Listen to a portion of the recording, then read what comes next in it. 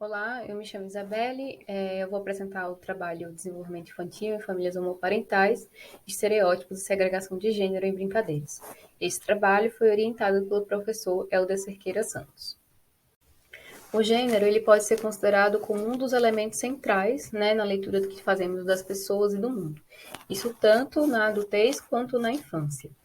Essa percepção do gênero, ela é plural, então acontece de diversas formas, e ela é variável ao longo do ciclo vital, podendo inclusive mudar, né, em relação a dimensões e seus conteúdos dentro de uma mesma etapa do desenvolvimento.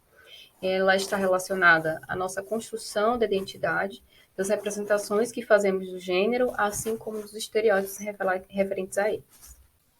A estereotipia de gênero ela pode ser compreendida como os modos pelos quais o gênero é expresso pelo sujeito, podendo haver uma aproximação ou um distanciamento em diferentes aspectos, diferentes dimensões, daquilo que as normas sociais hegemônicas colocam como feminino ou masculino. As crianças, né, por sua vez, elas possuem um papel ativo, não só no conhecimento, né, sobre o gênero, mas como elas operacionalizam esses conteúdos em suas vivências. Considerando o contexto de adoção e das famílias homoparentais, embora não hajam restrições legais, né, no Brasil que impeçam esse tipo de adoção, estudos indicam que ainda prevalecem crenças negativas sobre a homoparentalidade. Esses argumentos se centram principalmente no suposto prejuízo que haveria no desenvolvimento de gênero e sexual dessas crianças pela ausência de figuras maternas e paternas, né, e também de figuras heterossexuais dentro desse contexto familiar.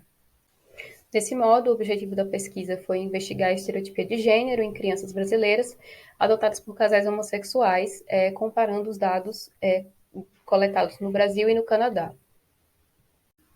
O estudo utilizou um modelo da microetnografia, né, por meio da observação naturalística de episódios das brincadeiras. Participaram 12 crianças brasileiras dos estados de São Paulo, Sergipe e Bahia.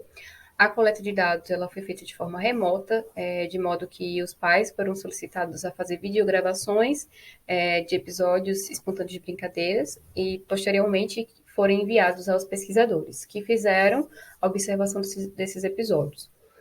Como instrumento, nós temos uma ficha de registro cursivo e um protocolo de registro de episódio, que continha algumas categorizações, como tipo de interação, gênero, uso de objetos, tipos de brincadeira e temas das brincadeiras. Os resultados eles foram sistematizados e analisados com auxílio do SPSS.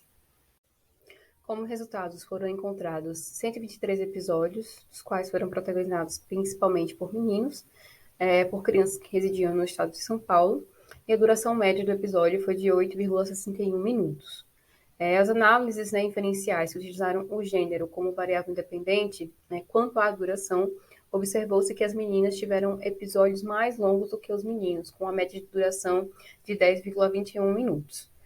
Quanto ao gênero, né, e o tipo da brincadeira, foram desconsideradas as brincadeiras do tipo turbulentas por terem sido protagonizadas apenas por meninos. Os meninos, por sua vez, né, apresentaram um maior engajamento em brincadeiras do tipo fantasiosas e jogos, enquanto as meninas protagonizaram principalmente as brincadeiras realísticas. Houve um resultado interessante, né, em relação ao uso de objeto e o tipo de brincadeira, de que as brincadeiras do tipo realísticas, né, foram as que mais envolviam o uso de brinquedo e que tinham duração maior do que outros tipos de brincadeira e que estiveram mais relacionadas às meninas.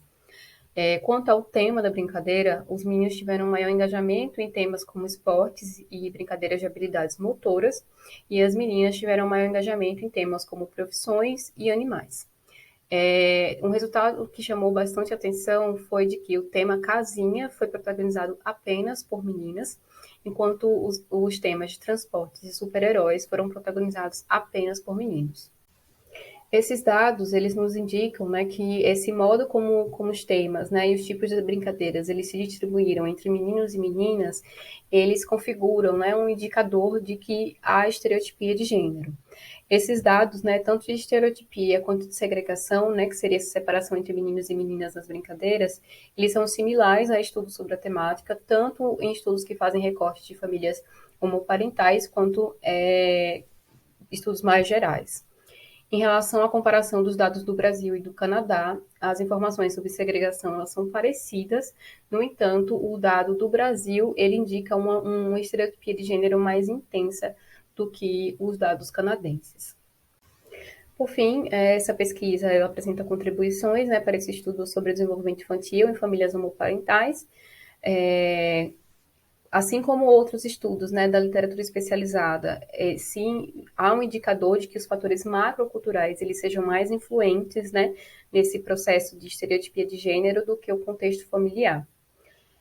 Embora a gente tenha algumas proximidades, né, quanto à estereotipia de gênero em famílias heterossexuais e homoparentais, é preciso um cuidado na interpretação desses resultados, né, de forma que se evite a valoração, né, de sucesso de parentalidades de famílias homoparentais simplesmente pelo fato de serem parecidas com famílias heterossexuais. Dentre as limitações, né, desse estudo, nós podemos citar a estratégia de coleta que precisou ser adotada em função da pandemia e da amostra, né, do tipo da amostra que utilizamos, e o número reduzido de participantes. Essas foram as referências utilizadas nessa apresentação e eu agradeço pela atenção.